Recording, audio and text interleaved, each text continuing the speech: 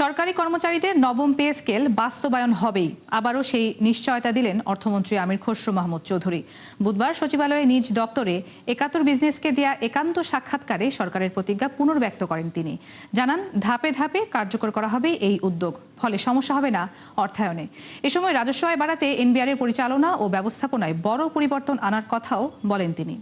রুহুল আমিন জানাচ্ছেন বিস্তারিত। সরকারি কর্মচারীদের বেতন ভাতা বাড়াতে সাবেক সচিব জাকির হোসেনের নেতৃত্বে নবম পে কমিশন গঠন করে অন্তর্বর্তী সরকার। প্রায় ৬ মাসের পর্যালোচনার পর প্রতিবেদন জমা দেয় ২১ সদস্যের কমিটি, যেখানে কর্মচারীদের বেতন ১০০ থেকে ১৪২% পর্যন্ত বৃদ্ধির সুপারিশ করা হয়। নতুন এই বেতন কাঠামো বাস্তবায়নে ১,৬০,০০০ কোটি টাকা অতিরিক্ত দরকার হবে বলেও জানায় কমিশন। পে স্কেল চূড়ান্ত হলেও তা বাস্তবায়ন করতে পারেনি অন্তর্বর্তী সরকার, যার চাপ এখন বিএনপি সরকারের ঘাড়ে। এরই মধ্যে যা পর্যালোচনা করা হচ্ছে সচিব কমিটির মাধ্যমে। ৭১ বিজনেসকে দেয়া একান্ত সাক্ষাৎকারে অর্থমন্ত্রী জানান, পে স্কেল বাস্তবায়নের সিদ্ধান্তে অটল সরকার, তবে আর্থিক টানাপোড়েন থাকায় বাস্তবায়ন হবে ধাপে ধাপে। এটা তো সিদ্ধান্ত হয়েছে, এটা তো আমরা গ্রহণ করেছি এবং এটা বাস্তবায়নও হবে। তবে এটা ক্রমান্বয়ে আমাদের বর্তমান আর্থিক যে প্রেক্ষাপট, যে কঠিন সময় আমরা অতিক্রম করছি, এটাকে মাথায় দিয়ে এটাকে আমরা ক্রমান্বয়ে বাস্তবায়ন করা হবে। কমিশনের সুপারিশে কোনো কাটছাট হবে কিনা তার সরাসরি জবাব দেননি অর্থমন্ত্রী। তবে বুধবারও এ নিয়ে বৈঠক হয় মন্ত্রী পরিষদ সচিবের নেতৃত্বাধীন সচিব কমিটিতে। কর্মকর্তারা জানান, পর্যালোচনা শেষ করতে দরকার হবে আরও একাধিক সভা। এদিকে পে স্কেল বাস্তবায়ন সহ সরকারের উন্নয়ন পরিকল্পনা ও বাজেট বাস্তবায়নে রাজস্ব আদায়ে জোর দেওয়ার কথা জানিয়েছেন অর্থমন্ত্রী। দাবি করেন, সরকারের চেষ্টায় গত অর্থ বছরের শেষ ৪ মাসে আদায় বেড়েছে এনবিআর-এর। এ সময় চলতি অর্থ বছরের লক্ষ্য পূরণে সংস্থাটিকে নিয়ে সরকারের পরিকল্পনার কথাও জানান অর্থমন্ত্রী। তো আমরা আশা করছি আমাদের যে পরিকল্পনা এবং যে ম্যানেজমেন্ট এবং একটা দক্ষতার মাধ্যমে আমরা আশা করছি আমরা যে টার্গেট দিয়েছি সেটা মিট করতে পারবো ইনশাআল্লাহ। এবং এটা ট্যাক্সেশন এনবিআর-এর একটা পরিবর্তন আসবে, বড় ধরনের পরিচালনায় আসবে, ম্যানেজমেন্টে আসবে এবং এটার সুফল আমি মনে করি আগামী দিনে আসবে। চলতি অর্থ বছরে এনবিআর-কে আয়ের লক্ষ্য দেয়া হয়েছে ৬,০৪,০০০ কোটি টাকা, যা বিদায়ী বছরের চেয়ে প্রায় ২ লাখ কোটি টাকা বেশি। আমাদের ট্যাক্স জিডিপি যাতে ইমপ্রুভ করে। রুহুল আমিন, ৭১, ঢাকা। শেখ পরিবার ও ১০ শিল্পগোষ্ঠীর ৭৬,০০০ কোটি টাকার সম্পদ জব্দ করেছে গোয়েন্দা সংস্থা বিএফআইইউ। এর মধ্যে বিদেশে জব্দ হওয়া সম্পদের পরিমাণ ১৯,০০০ কোটি। বুধবার দুপুরে বাংলাদেশ ব্যাংকে সংবাদ সম্মেলনে এসব তথ্য জানান বিএফআইইউর প্রধান কর্মকর্তা। বছরের শেষ দিকে পাচার হওয়া সম্পদ ফেরত আনার সুখবরও দেন তিনি। মেজবাহ হাসানের রিপোর্ট। আওয়ামী লীগের ১.৫ দশকে লুটপাটের মহোৎসব চলে আর্থিক খাতে। শ্বেতপত্র কমিটির হিসেবে ১৫ বছরে লুট হয় প্রায় $২৩৪ বিলিয়ন। সবচেয়ে ক্ষতিগ্রস্ত হয় ব্যাংক খাত। ছাত্র জনতার অভ্যুত্থানের পর যা তদন্ত নামে আর্থিক খাতের বিভিন্ন গোয়েন্দা সংস্থা। একের পর এক সামনে আসে লুটের টাকায় দেশ বিদেশে গড়ে তোলা সম্পদের তথ্য, যার সর্বশেষ চিত্র তুলে ধরে Bangladesh financial intelligence unit BFIU. সংস্থাটির প্রধান জানান, পলাতক স্বৈরাচার শেখ হাসিনা ও তার পরিবার এবং বিভিন্ন শীর্ষ ১০ শিল্প গ্রুপের নামে পাওয়া মোট ৭৬,০০০ কোটি টাকার সম্পদ জব্দ করা হয়েছে, যার ৫৭,০০০ কোটি রয়েছে দেশে, বাকিটা মিলেছে বিদেশে। এসব অর্থ ফেরতে সরকারি সংস্থাগুলো সমন্বিতভাবে কাজ করছে বলেও জানান তিনি। আমাদের এই পর্যন্ত ৭৬,০০০ কোটি টাকা আমাদের জব্দ করা হয়েছে। তার মধ্যে ৫৭,০০০ কোটি টাকা হলো আমাদের দেশের সম্পত্তির জব্দ এবং ১৯,০০০ কোটি টাকা হলো বিদেশের সম্পত্তি। যে সম্পত্তিগুলি পাচার হয়েছে, এই সম্পত্তিগুলি পুনরুদ্ধারের জন্য আমাদের ২টি ধারায় আসলে আমাদের কার্যক্রম অব্যাহত আছে। একটি হলো ক্রিমিনাল প্রসিডিংস, আর হলো একটি সিভিল প্রসিডিংস। সো ক্রিমিনাল প্রসিডিংসের জন্য আসলে আমাদেরকে এমএলআরগুলি পাঠাতে হয়। সংবাদ সম্মেলনে ২০২৪-২৫ অর্থ বছরে সন্দেহজনক আর্থিক লেনদেনের চিত্র তুলে ধরে বিএফআইইউ। কর্মকর্তারা জানান ওই অর্থ বছরে 30,000-এর বেশি সন্দেহজনক লেনদেন চিহ্নিত করা হয়েছে, যা 2023-24 অর্থ বছরের তুলনায় 74% বেশি। এসব লেনদেনের 95% হয়েছে ব্যাংক খাতে। গোয়েন্দা কার্যক্রমের অংশ হিসাবে 2024-25 অর্থ বছরে দেশের বিভিন্ন গোয়েন্দা সংস্থা থেকে 1300-র বেশি তথ্য নিয়েছে বিএফআইইউ, দিয়েছে প্রায় সমপরিমাণ। আমাদের একটাই, আমরা কোনো দল মত কোনো ব্যক্তির দিকে আমরা তাকাবো না, আমরা দেখবো অ্যাকশনের দিকে। যদি কেউ সাসপিশিয়াস ট্রানজাকশন কেউ করে থাকে তাহলে তার কি পরিচিতি সেটা আমাদের দেখার বিষয় না। আমাদের দেখার বিষয় একটাই, যে এখানে কেন সন্দেহজনক কোনো লেনদেন হয়েছে কিনা। সন্দেহজনক লেনদেনটি তিনি যেই করে থাকেন না কেন, এখানে কোনো সে ব্যক্তির পরিচয় আমাদের কাছে মুখ্য বিষয় না। আমাদের কাছে মুখ্য বিষয় হলো তিনি কি কাজটি করেছেন। কাজটি যদি আমাদের আইনের আওতার ভিতরে পরে থাকে তাহলে অবশ্যই আমরা আইন অনুযায়ী ব্যবস্থা গ্রহণ করব। এ সময় বিএফআইইউ এর কাজের স্বচ্ছতা নিশ্চিতে চ্যালেঞ্জ ছুড়ে দেন প্রধান কর্মকর্তা। যদি আমার বিএফআইইউ চেয়ারকে যদি আমার ব্যক্তিগত স্বার্থে ব্যবহার করার চেষ্টা করি, no, just kick me out. Misbah Hasan, 71, Dhaka. অর্থবছরের প্রথম মাস জুলাইয়ের প্রথম 2 সপ্তাহেই বৈধ পথে রেমিটেন্স এসেছে $154 কোটি, যা গেল বছরের একই সময়ের তুলনায় বেড়েছে প্রায় 29%। বাংলাদেশ ব্যাংকের সবশেষ প্রতিবেদনে উঠে এসেছে এমন তথ্য। বলা হয়, গেল বছরের একই সময়ে দেশে প্রবাসী আয় আসে $126 কোটি।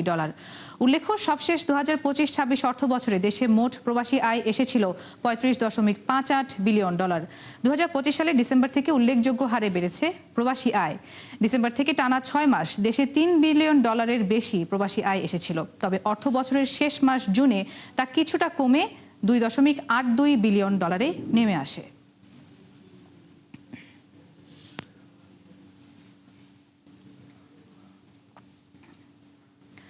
পণ্য পরিবহন ও লজিস্টিক্স খাতে কাজ করা শতভাগ বিদেশি মালিকানাধীন প্রতিষ্ঠানগুলোর লাইসেন্স নবায়ন নিয়ে তৈরি হয়েছে নীতিগত অনিশ্চয়তা। কেননা প্রস্তাবিত ফ্রেট ফরওয়ার্ডার্স বিধিমালা 2025-এ বিষয়টি পরিষ্কার হয়নি। এমন অবস্থায় স্পষ্ট করার অনুরোধ জানিয়ে জাতীয় রাজস্ব বোর্ডকে চিঠি দিয়েছে ঢাকার ডেনমার্কের দূতাবাস। বিশেষজ্ঞরা বলছেন, পুরনো শতভাগ মালিকানাধীন প্রতিষ্ঠানগুলোর লাইসেন্স নবায়নের সুযোগ রাখা দরকার প্রস্তাবিত বিধিমালায়।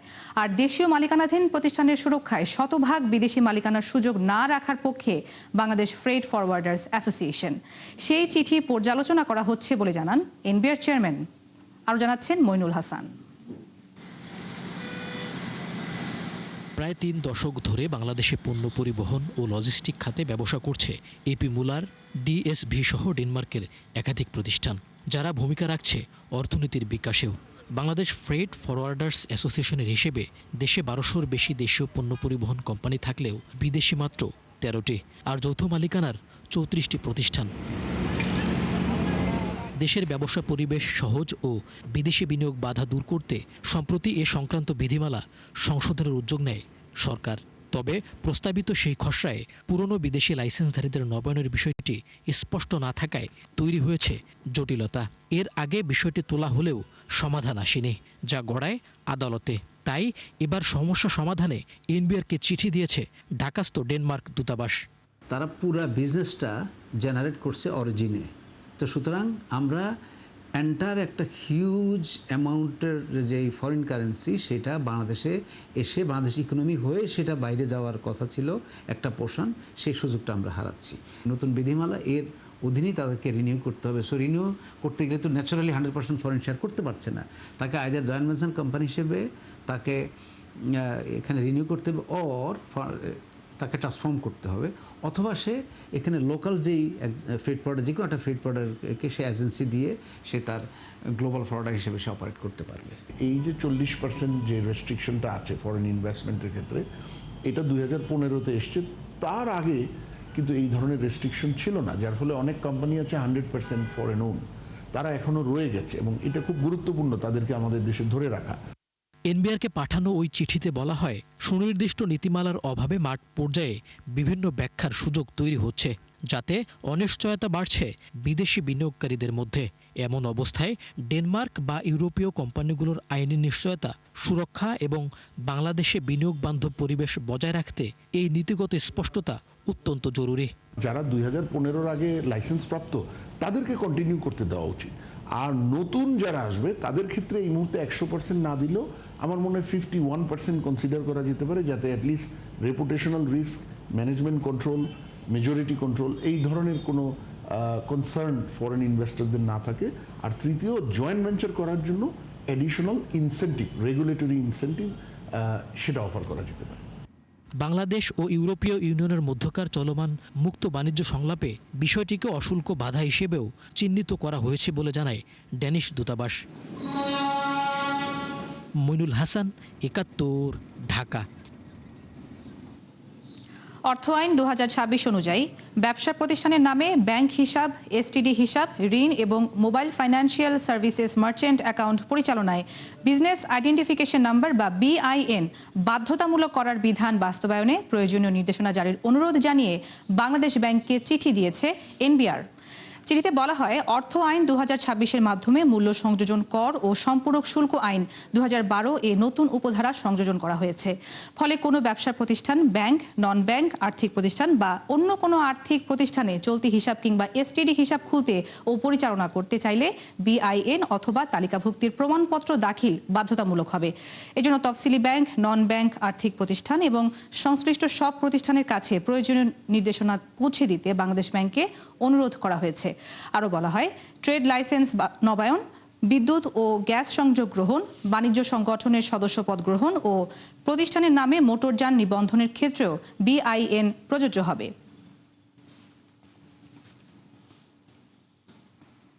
চট্টগ্রামের বন্যায় বাড়িঘর ক্ষতিগ্রস্ত হওয়ার পাশাপাশি পুঁজি হারিয়েছেন অনেকে, নিঃস্ব হয়েছেন বহু চাষি। প্রাথমিক হিসেবে শুধু মৎস্য খাতেই ক্ষতি হয়েছে ৯১ কোটি টাকার বেশি। নষ্ট হয়েছে ১৫,৯১১ হেক্টর ফসলি জমি। জহিরুল ইসলামের ক্যামেরায় চট্টগ্রাম থেকে প্রণবেশ চক্রবর্তীর প্রতিবেদন। কয়েক লাখ টাকা খরচ করে 4টি মাছের ঘের করেছিলেন সাতকানিয়া উপজেলার কেউচিয়া গ্রামের মফিজুর রহমান। তার সবকটি ঘেরেই ভেসে গেছে বন্যার পানিতে। মাছ চাষে যে চোখে স্বপ্ন দেখেছিলেন ভবিষ্যৎ গড়ার, সেই চোখে এখন শুধুই হতাশা। 120 টাকার মাছ চলে গেছে, এখানে অনেক পয়সা, আমার পয়সা আছে 4টা, ওগুলো চলে গেছে। এবারের বন্যায় সাতকানিয়া, বাঁশখালী, চন্দনাই সহ চট্টগ্রামের 5টি উপজেলায় ক্ষতিগ্রস্ত হয়েছেন শত শত মৎস্য চাষী। শুধু মাছের ঘেরই নয়, ডুবেছে শত শত পুকুর, ধানি জমির ক্ষেত, বীজতলা, সবজি ক্ষেত, পশু খামার। সব ক্ষেতি আমাদের নষ্ট হয়ে গেছে। আমি 3টা ক্ষেতি করছি, 3টা ডুবে গেছে, একটা ক্ষেতি না এখানে। জেলা মৎস্য বিভাগের প্রাথমিক হিসাবে বন্যা ও পাহাড়ি ঢলে ৯,৯33টি পুকুর এবং 320টি ঘের ক্ষতিগ্রস্ত হয়েছে। আর শুধু মৎস্য খাতে ক্ষতি প্রায় ৯১ কোটি ৪২ লাখ টাকা। আর কৃষি সম্প্রসারণ অধিদপ্তর বলছে, বন্যায় ক্ষতিগ্রস্ত হয়েছে ১৫,৯১১ হেক্টর ফসলি জমি। বহু জায়গায় সবজি পৌঁছে গেছে। সবচেয়ে বেশি ক্ষতিগ্রস্ত হয়েছেন চন্দনাইশ, বাঁশখালী, সাতকানিয়া অঞ্চলের কৃষক। এখন পর্যন্ত আমাদের যে প্রাথমিক প্রতিবেদন, সেখানে আমাদের প্রায় 18,000 কৃষকের ক্ষতির সম্ভাবনা আছে। বন্যা দুর্গত এলাকাগুলো পরিদর্শনে গিয়ে ঘরবাড়ি মেরামতের পাশাপাশি ক্ষতিগ্রস্ত মৎস্য চাষী, খামারি, কৃষকদের পাশে থাকার আশ্বাস দিয়েছেন বন্যা বিষয়ে দায়িত্বপ্রাপ্ত প্রতিমন্ত্রী অনিন্দ্য ইসলাম ও প্রধানমন্ত্রীর উপদেষ্টা রুহুল কবির রিজভী। মাছের ঘের ভেসে গেছে, গবাদি পশু ক্ষতিগ্রস্ত হয়েছে। এই ক্ষতি পুষিয়ে নিয়ে যেন এই মানুষগুলো আবার স্বাভাবিক জীবনে ফিরতে পারে, আমরা তার জন্য সরকারের তরফ থেকে উদ্যোগ নেব। প্রায় ৩০ কোটি টাকার মতো ক্ষয়ক্ষতি হয়েছে, হয়তো হিসাবটা আরও বেশি হতে পারে। এ বিষয়ে সরকার সদা জাগ্রত এবং সদা সতর্ক রয়েছেন। আমার পেছনে বিস্তীর্ণ যে জায়গা পানির নিচে তলিয়ে গেছে, এখানেই ছিল ধানের ক্ষেত, ফসলি আবাদ এবং মাছের খামার। টানা বন্যায় এখানে শুধু জমি ডুবেনি, ডুবে গেছে পুরো বছরের পরিশ্রম, মানুষের জীবিকা এবং ভবিষ্যতের স্বপ্ন। প্রণবেশ চক্রবর্তী, ৭১, সাতকানিয়া, চট্টগ্রাম। কংগ্রেসের অনুমোদন বা পরামর্শ ছাড়াই ইরানের সাথে যুদ্ধে জড়িয়েছেন ডোনাল্ড ট্রাম্প। এমন অভিযোগে মার্কিন সিনেটে $১.১৫ ট্রিলিয়ন বার্ষিক প্রতিরক্ষা নীতিমালা বিল আটকে দিয়েছেন ডেমোক্র্যাট আইন প্রণেতারা। তাদের শঙ্কা, এত বড় প্রতিরক্ষা বাজেট অনুমোদন হলে তা ইরান যুদ্ধের সমর্থন হিসেবে দেখা হবে, আর এতে আপত্তি ডেমোক্র্যাটদের। নাদিয়া ইসলাম তুলির রিপোর্টে বিস্তারিত। ইরান যুদ্ধ নিয়ে আপত্তি জানিয়ে মার্কিন সিনেটে $1.15 ট্রিলিয়ন বার্ষিক প্রতিরক্ষা নীতিমালা বিল আটকে দিয়েছে ডেমোক্রেট আইন প্রণেতারা। তাদের দাবি, কোনো অনুমোদন, কৌশল কিংবা যুদ্ধ থেকে বের হওয়ার পরিকল্পনা ছাড়াই তেহরানের সাথে সংঘাতে জড়ান ট্রাম্প। বিলটির পক্ষে 50 ও বিপক্ষে 46 ভোট পড়ে। ফলে পরবর্তী ধাপে যেতে প্রয়োজনীয় 60 ভোট না পাওয়ায় তা আটকে যায় সিনেটে। এর আগে গেল মাসে মার্কিন সশস্ত্র বাহিনী বিষয়ক কমিটিতে বিলটি বিবেচনার সময় ডেমোক্রেট সদস্যদের 9 জনই এর বিরোধিতা করেছিলেন। তাদের শঙ্কা, এত বড় প্রতিরক্ষা বাজেট অনুমোদন হলে 28 ফেব্রুয়ারি শুরু হওয়া যুদ্ধের প্রতি কংগ্রেসের সমর্থন হিসেবে দেখা হবে। যুক্তরাষ্ট্রের বার্ষিক প্রতিরক্ষা নীতিমালা বিল অনুমোদিত $1.15 ট্রিলিয়ন কেনা হবে যুদ্ধবিমান, জাহাজ ও ক্ষেপণাস্ত্র ব্যবস্থা। বাড়বে সৈন্যদের বেতনও। পাশাপাশি বাজেট সমন্বয়ের মাধ্যমে আরও $350 বিলিয়ন অনুমোদন চায় ট্রাম্প প্রশাসন, যে জন্য আবেদন করা হয়েছে কংগ্রেস বরাবর, যেখানেও প্রয়োজন ডেমোক্রেটদের সমর্থন। ডেমোক্রেটদের অভিযোগ, সামাজিক কর্মসূচিতে বরাদ্দ কমানোর মধ্যেই সামরিক ব্যয় $1.5 ট্রিলিয়ন করতে চান ট্রাম্প। যদিও তাদের এমন অবস্থানের বিরোধিতা করেন অনেকেই। অভিযোগ করেন, জাতীয় নিরাপত্তার চেয়ে রাজনীতিকে অগ্রাধিকার দিচ্ছেন তারা। এদিকে বিল নিয়ে ভোটের সময়েই ইরানের সব বন্দরে আবারও নৌ অবরোধ কার্যকরের পাশাপাশি ইরানে নতুন করে হামলা শুরু করেছে যুক্তরাষ্ট্র। নাদিয়া ইসলাম তুলি, ৭১। জ্বালানি তেলের মূল্যবৃদ্ধি ও দুর্বল অভ্যন্তরীণ চাহিদায় বছরের দ্বিতীয় প্রান্তিকে চীনে কমেছে প্রবৃদ্ধির হার। বর্তমানে যা দাঁড়িয়েছে 4.3%। যদিও গেল মার্চে চলতি বছরের প্রবৃদ্ধির লক্ষ্যমাত্রা 4.5 থেকে 5% নির্ধারণ করে দেশটি, যা গেল 35 বছরের মধ্যে সর্বনিম্ন লক্ষ্যমাত্রা। বিস্তারিত প্রতিবেদনে। ইরান যুদ্ধের নেতিবাচক প্রভাব পড়েছে চীনের অর্থনীতিতে। জ্বালানি তেলের মূল্যবৃদ্ধি, দুর্বল অভ্যন্তরীণ চাহিদা, আবাসন খাতের সংকট, বিনিয়োগের স্থবিরতার কারণে বছরের দ্বিতীয় প্রান্তিকে কমেছে প্রবৃদ্ধির হার। তথ্য বলছে, এপ্রিল থেকে জুন প্রান্তিকে চীনের মোট দেশজ উৎপাদন জিডিপি প্রবৃদ্ধি কমে দাঁড়িয়েছে 4.3%, যা 2022 সালে করোনা মহামারীর পর সর্বনিম্ন।